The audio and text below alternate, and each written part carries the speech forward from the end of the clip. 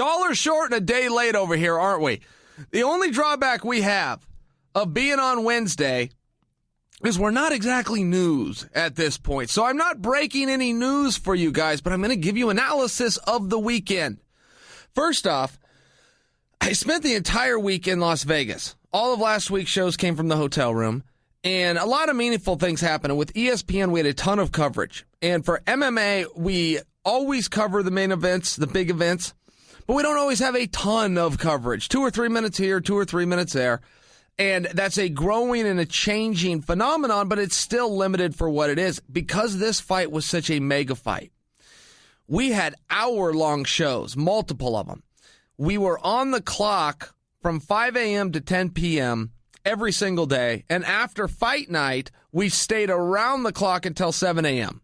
So the bad news, not a lot of time for anything else. Good news, plenty of time to have some cool experiences. And I was on Errol Hawani's show on Monday. And he said to me, he goes, well, that must have been pretty neat, getting to cover the fight and being out there with the worldwide leader. He said, what was your most meaningful thing that happened? So I'll retell you guys what I told Ariel.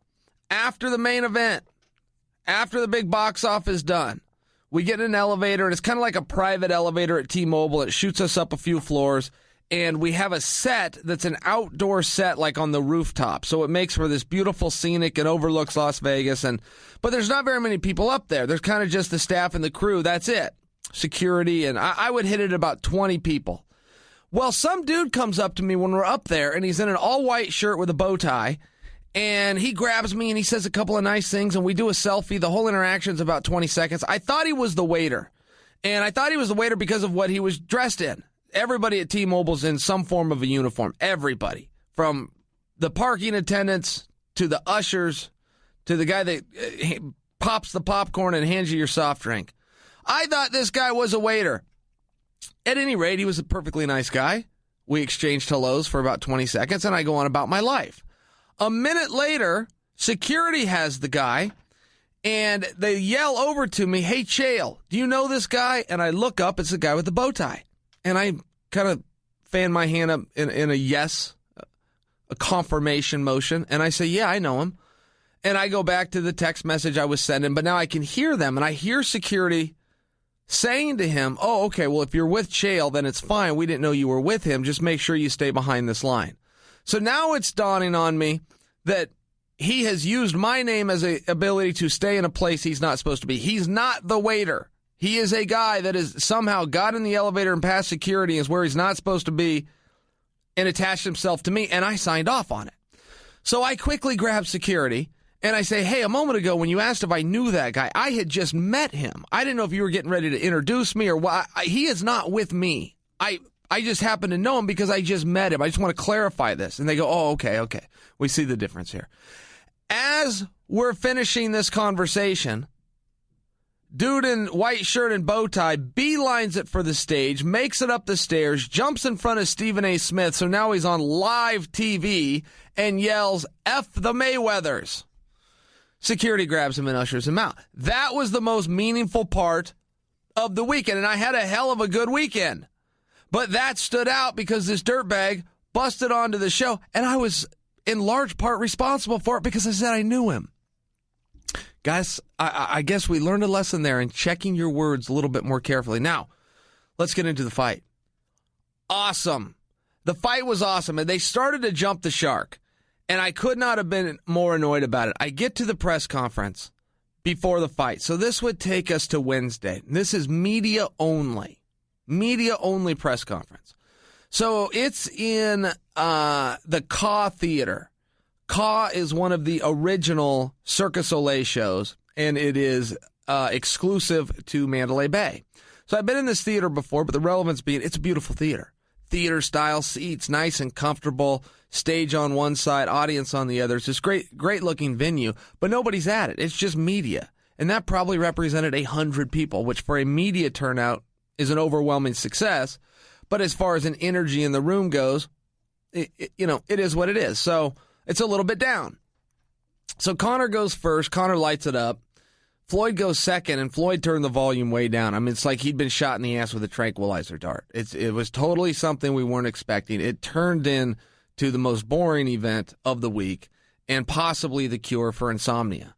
And I didn't really know how to interpret that other than to make a educated guess that because this is truly Floyd's last fight in his mind, and that makes it his last press conference, and it's in his hometown, he just wanted to go out as a sportsman. He wanted to be a gentleman. He wanted to leave the cursing out of it, the antics out of it. He didn't want to try to sell anything or build anything as much as just say his piece, thank his people, do a face-off and leave. And surprisingly, Conor quickly picked up on this and met him halfway. Conor toned it down as well, and the whole thing was a big dud. All right, fine. Every now and then you're going to get those, and I don't think as a fan any of us could deny that they did give us plenty of gems leading up to it. They just weren't going to do it this time. But somewhere along the way, they've got this guy, and this guy is holding a weightlifting belt.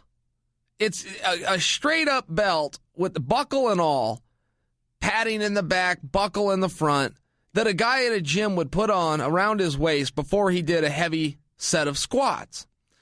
On this belt, and in the middle only, in a circular shape, is what he claimed to be almost 2 kilograms of solid 14-karat gold, 138 diamonds, and 58 crushed rubies and emeralds. He was calling it the money belt and proclaiming that it cost a value of over $1 million. Now, this belt was no more real than Ted DiBiase's $1 million belt, okay? I buy belts as a promoter. I know where they got that belt, and I know what it cost. Try $344 plus shipping.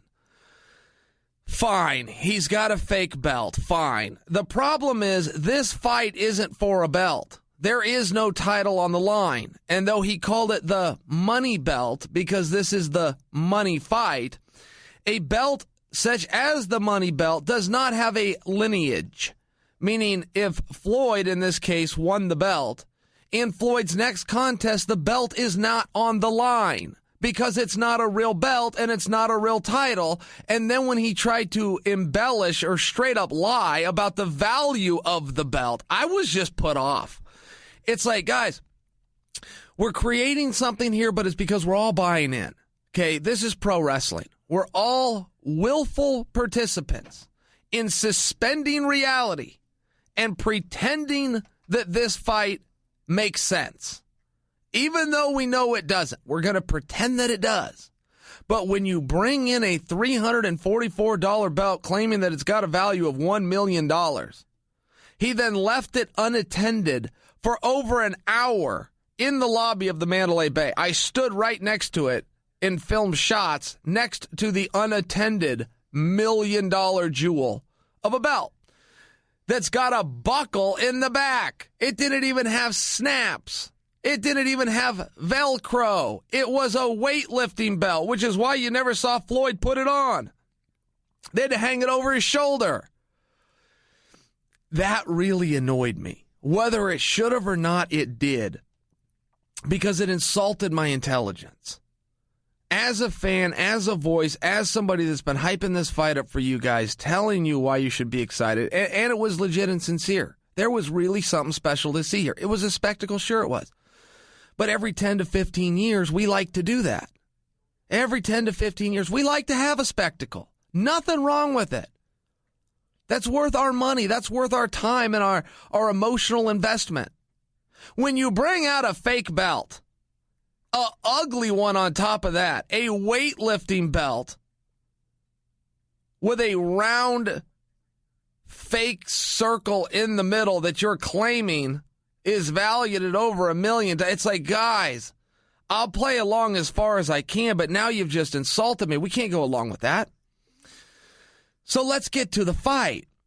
Now, what should have happened is a guy who's never lost at boxing should have come out, touched up a guy who's never done it, and we all go home. Wrong. Conor McGregor said before the fight, I'm going to come across that ring. We will make the first loss of the fight. Because there's all sorts of things we're fighting for here. It's not just an overall outcome. It's also a punch count. It's also a knockdown count. It's also rounds. But we're also going to fight first victory. whoever takes a step backwards loses. Okay, I'm on board. There's a storyline. Floyd accepts, says he won't be stepping backwards. Conor says he won't. Sure enough, Floyd always lies. And even though Floyd's a liar, it's easy to cover his lies by that's just promotion. That's just head games. Well, yeah, I guess there is some truth to that. At some point, it's just lying. And at some point, it's borderline fraud because we're now paying based on what he's telling us. You cannot go to a car lot somewhere. They tell you a car has four-wheel drive, and when you leave the lot and find out it's a two-wheel drive, go, well, that was just promotion. I was just trying to sell you the car. That's illegal. Somewhere in fight promotion, you're allowed to take people's money based on fraud, but we chalk it up to hyping a fight. All right, fine. But Conor kept his word. Conor came right across that ring. Boom.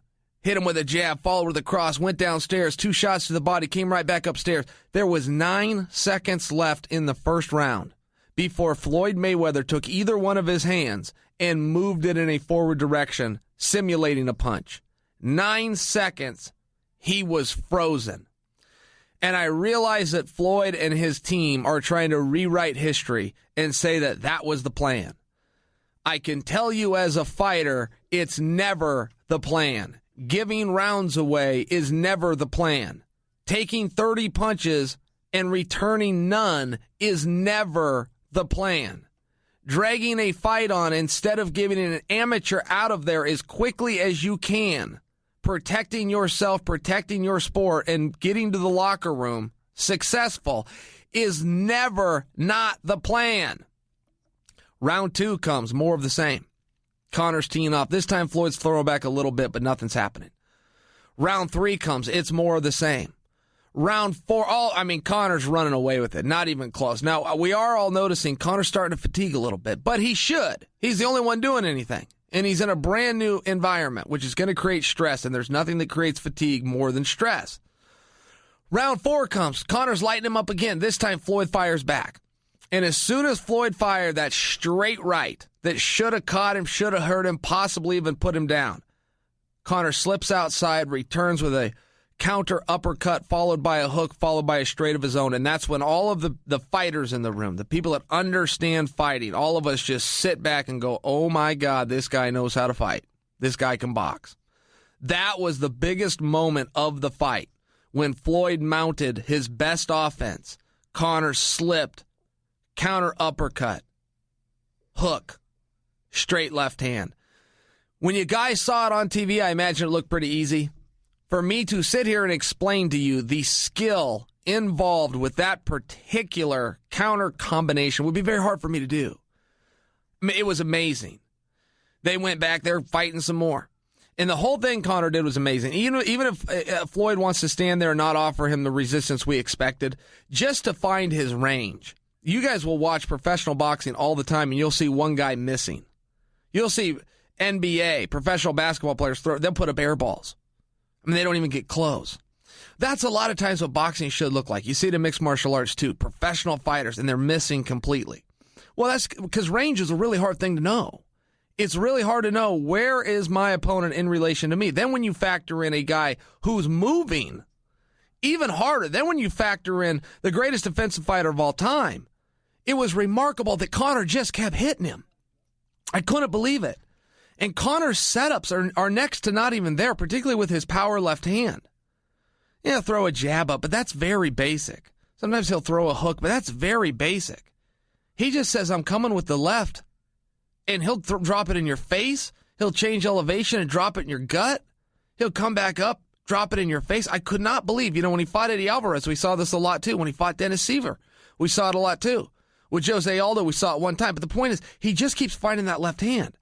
And most of the greats, I never conceded that Anderson Silva was a great striker, but I happily conceded he was a master at setups. Lyoto Machida is another one. Will distract you with setups, have you looking at his foot. You're positive he's going to throw a kick and boom, punch you right in the mouth. McGregor doesn't do that. He just knows his range so incredibly well. He made it look easy. I gave him 4 of the first 6 rounds. I thought there was an argument that he won 6 out of 6. I knew it would be an argument, but I did think that there was an argument. He for sure won 4 of the first 6. The rounds keep ticking by, and now Mayweather's coming back. You get to round 9, one of the judges gave it a 10-8 round. That surprised me. I think I would need an explanation as to how that was a 10-8 round, being that Conor was never wobbled, Conor never went down. Yeah, he took more punches in that round than he had the entire fight combined, but he threw a lot back. A 10-8 round, that surprises me. I can live with it if somebody will give us an explanation. And don't forget, the rules just changed on what a 10-8 round is. At least in MMA, so I assume in boxing. But maybe that's ignorant for me to assume that. Same commission, so I made that assumption, that they could go all the way down to 10-7 like we can now do in MMA. If that's not the case, then we really need an explanation. How was that a 10-8 round? Boom, now we're in the 10th round. Conor is exhausted. Conor's been exhausted for a while. I've saw a lot of critics come out and say, well, as soon as he gets tired, he quits. No, he did. That's not what happened here.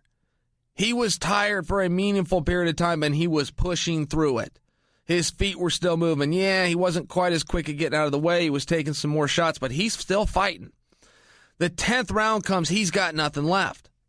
So now what have we learned? We've learned that Conor, an amateur, can land shots both to the head and the body. We've learned that Conor, an amateur, can counter and slip out of the way of shots from the greatest boxer of all time.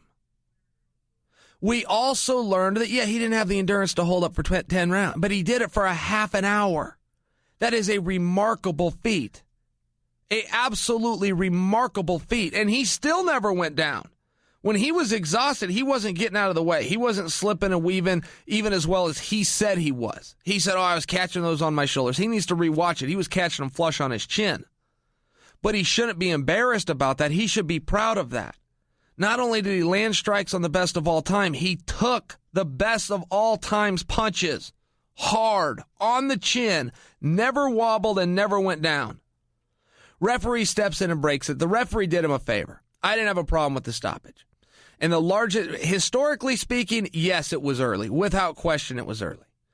But the reason I didn't have a problem is because in that moment, Conor did not have a problem. Once he got his thoughts together, once they put a microphone in his face, he said it was a little bit too early. That's a fair statement. But at the time of the stoppage, he wasn't saying anything. He was glad it was over. And when you're at that level of exhaustion, you just are. But he did it for a half of an hour. It was a remarkable accomplishment. Dana White came to the post-fight press conference, and he made a point, and I was so glad that he did. He said, guys, in the boxing world, you start with 3 rounds. You go all the way through the World Championships and the Olympic Games, only doing 3 rounds. You will then graduate to the pros in 4-round competition. Have some success there. You go to 6-round competition. Have some success there. You go to 10-round competition. Over years, over a lifetime, Conor McGregor stepped into 12-round atmosphere against the greatest to have ever done it. It was really amazing what he did. It was really amazing, and I think most of you agree with me. I do think that's what most of you do. But the people that get to write the headlines get to tease Conor about this. And that he was all talk. No, he wasn't all talk. He went out there and backed it up. Oh, but he got his ass kicked. Yeah, well, he did some ass kicking too. He did get his ass kicked, but he kicked some ass too. And it took courage. And it took extreme preparation. And it took extreme willfulness and confidence for him to go out there and even attempt it. Then we get the scores from the incompetent judges of the Nevada State Athletic Commission. 1 round for Conor McGregor. Of the 9 completed rounds, 1 round went to Conor. Floyd Mayweather would not agree with that. Floyd Mayweather Sr., Roger Mayweather, Ellerby, nobody. Floyd's kids. Take the most biased people you could think of. That's what I'm trying to do right now. They would not agree with that. Because it did not go a decision, there will be no light shined on those 3 judges. The unbelievable incompetence of those 3 people getting ready to rob Conor McGregor. Because it did not go to a decision, nothing will happen. Had it gone to a decision, the Nevada State Athletic Commission would still do nothing. You just hear reports of it all over the place. Because it wasn't factored in, it'll be like it never happened. There will be no talking to to any of those judges. There will be no written explanation needed. There will be no verbal explanation needed in the back. Hey, how'd you have those rounds? Sure looked to me. CompuBox, everybody else watching, Floyd himself, sure looked to me like Conor won 4 of the first 6 without argument. Nothing will happen other than they will use the fact that they were assigned to the mega fight in history to get themselves to the next big main event world title fight. It's corrupt. It's dirty. It's why boxing is dying. It's why boxing is failing. And nothing will happen. That's frustrating. That really is frustrating. You took a guy like Conor that went out there, did what he needed to do, and they were setting him up. They were setting him up from Jump Street. Walked away with rounds 1, 2, and 3. Walked away, not even a debate. None. They gave him 1 round. I had a bet, $100,000 with Brendan Schaub. He ran his mouth and he put it out there. And the bet was that Conor would win rounds. And I said, no, he won't. He will not win rounds. Not if you're pluralizing it. That means 2 or more, Brendan wins. But I knew he won it. Just logic said he won it. It's a great bet. If you're a handicapper, you got to take that action. Got a guy that's an amateur versus a guy that's never lost. He's not going to win rounds. Even money. My 100 versus his 100. I could not get that at the windows. It was 6-1. So if you want to bet, you got to take Brendan's bet. So I took it. So I watched that fight. I was not armed with the fact that the 3 corrupt judges gave Conor 1 round. So the next morning, I took Brendan his money. Brendan refused the money. He said, actually, Chael, you're wrong. I owe you. And I just stood there and looked at him. He said, I owe you. He goes, dude, you haven't seen the judges' cards, have you? And I said, no. So he brings it up. John Morgan had posted it at MMA Junkie. And he brings it up and he shows me. Well, Conor had only won a round, not rounds, plural. So I won. I didn't feel right taking Brendan's money because that was crooked. That's not what happened, regardless of the incompetence. And I realize, I mean, betting's a real hard line in Vegas. You're right. Like it or don't like it, you get that ticket, it's printed. I mean, private bets are the same way. You make a handshake and you don't discuss the in-between. You got to take it straightforward or you're not an honorable man. But I couldn't take his money either because it's not what happened. And I just told him that. We just shook hands and walked away, laughed it off, and that was it. I came home and my wife said, where's your $100,000? I said, honey, I watched that fight. Those crooked judges, Brendan and I are just going to have to push this to the next one. I'm filling you in on that because Chris Camozzi was texting me the whole time, wondering who and then was feeling for him. He's like, man, you lost that money to Brendan. And then he looked at the cards himself and he's like, no, wait a minute. You won that money from Brendan. So that's really neither here nor there. Amongst 2 gentlemen, Brendan and I called it a draw, but it was an amazing performance by Conor. And, Floyd defended himself too. None of this is even to put Floyd down. Floyd turned his back 4 times. That's illegal in boxing. You cannot turn your back. And I thought that referee could have got a little bit more involved. That is not a fight that I wish to pick. I like how the referee did it. I understand the rules of boxing. He should have been more involved. There was even some rabbit punches there by Conor, totally illegal. He let him go. It turned into a street fight. I liked it. And I think that was one of Floyd's biggest problems. I sat next to Teddy Atlas. Teddy Atlas couldn't believe what he was seeing. He had it the same way I did. 4 of the first 6 went to Conor. And you could argue 6 of the first 6, but for sure 4 of the first 6. And Teddy said that. He said Floyd's never been in there with a street fighter. Teddy was confident the entire time Floyd was going to come back. He could see the fatigue setting in with Conor. He could see that Floyd was fresh because he hadn't done a goddamn thing. But he was surprised at what he was seeing. He was surprised at round after round after round going to some kid from Ireland who decided to throw some gloves on after training for 8 months. He was surprised. CompuBox numbers came out. Put this in perspective for you guys if you haven't heard this yet. Manny Pacquiao fought all 12 rounds with Floyd. Landed exactly 100 punches. Conor didn't even go 10 full rounds with Floyd. Landed 111 punches. Okay, the guy can box. And the talk about what's next for Conor, I personally believe it's going to be in MMA. I personally believe it's going to be the end of December, a trilogy with Nate Diaz. Yes, I have inside information on that. I'm not breaking news. Not breaking news, but I do have inside information, and that's what I think it's going to be. Some people say, yeah, but the money's in boxing. Well, that's not true. I mean, you got to be careful with that. The biggest purses ever have come from boxing. That is a factually, historically correct statement. But to say more money comes in boxing isn't true, because those fights come along once every 2 years. And boxing will be lucky if it can pull it off once every 2 years with Floyd stepping aside.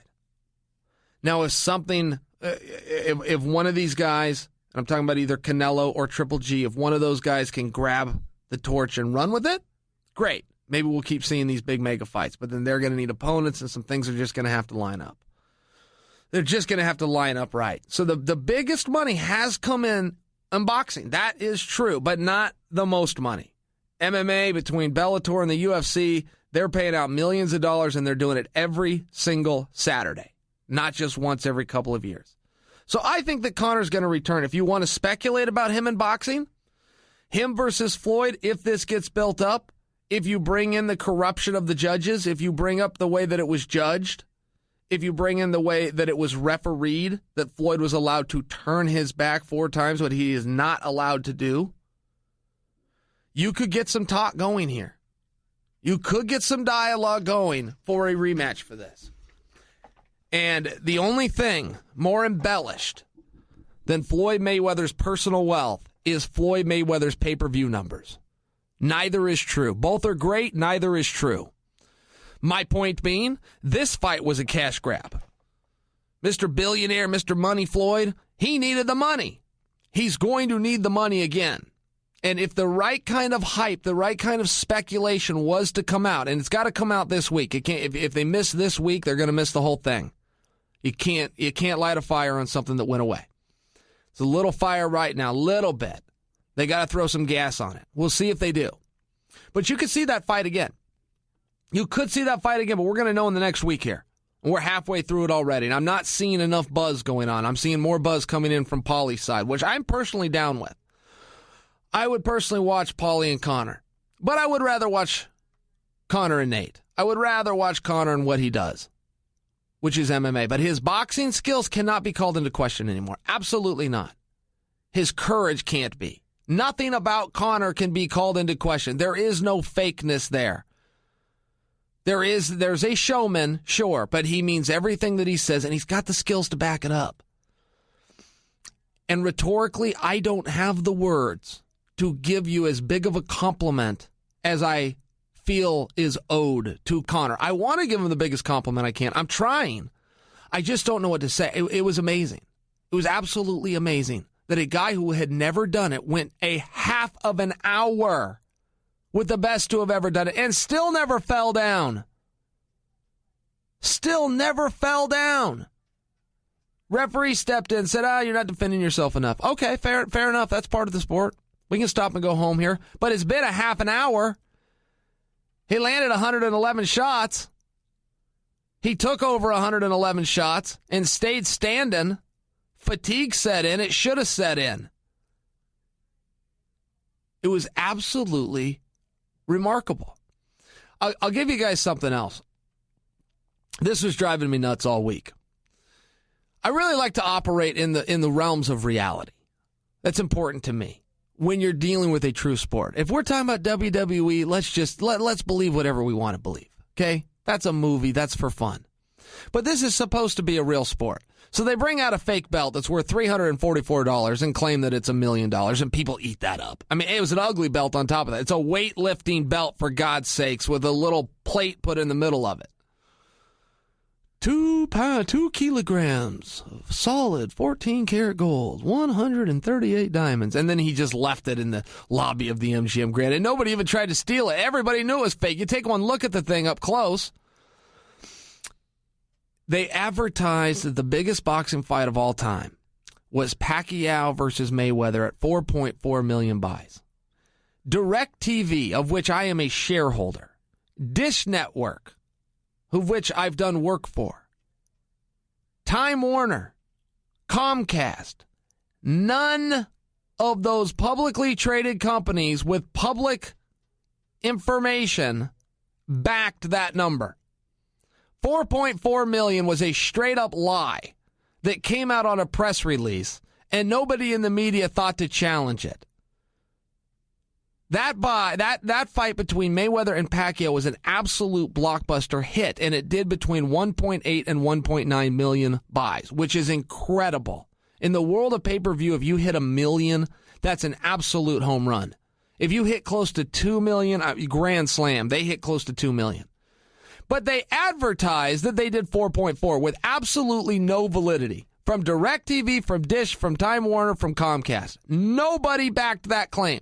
So people ask me, will this be the biggest fight of all time? Well, in that parameter, if you want it to be the biggest fight of all time, just put out a press release that said it did 5 million. The dum-dums in the media will eat it up and put it out. The same as they did that $344 Ted DiBiase belt being worth $1 million as it sat unattended in the MGM lobby. And not only did it not need security, nobody wanted to steal the damn thing. It was too ugly. And Conor whipped Floyd's ass. And the judges were getting ready to rob him. There's a dose of reality, and that's what really should be getting talked about here. You know, they say Nevada's the fight capital of the world. I say that too. The best fights go down in Nevada. But that's just because the promoters keep booking venues there. It's not because that commission does anything for the sport. All they do is take their money. If they want to help the sport, bring in some competent judges. 1 round for Conor McGregor. Conor McGregor whipped Floyd's ass for a meaningful period of that fight. You gave him 1 round.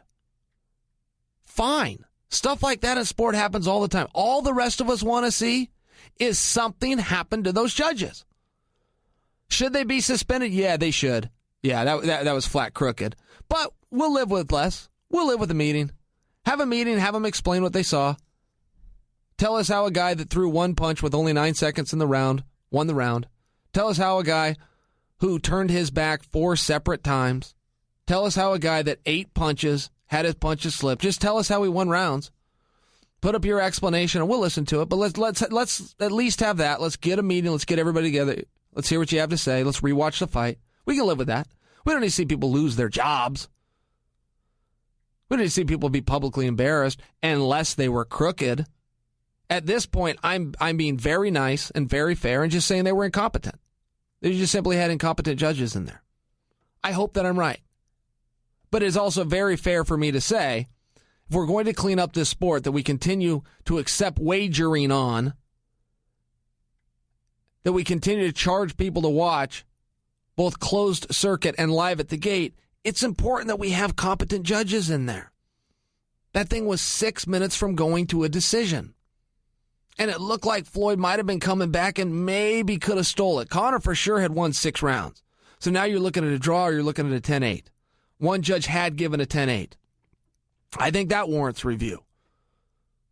Conor never stumbled and he never went down. And he took a lot of punches, but he threw a lot of them back. I would love to know how that's a 10-8 round. And maybe I'll learn something. Maybe I'm off, because on that 10-8 and 10-7, and I'm as open to that as anybody. Hey, tell us what you're looking for there. That's pretty subjective. It's not very objective, so it's hard to say that a guy's wrong. So let's still have the hearing. Let's hear him out, and then maybe we can all learn something. That's fair. That's reasonable by me, right?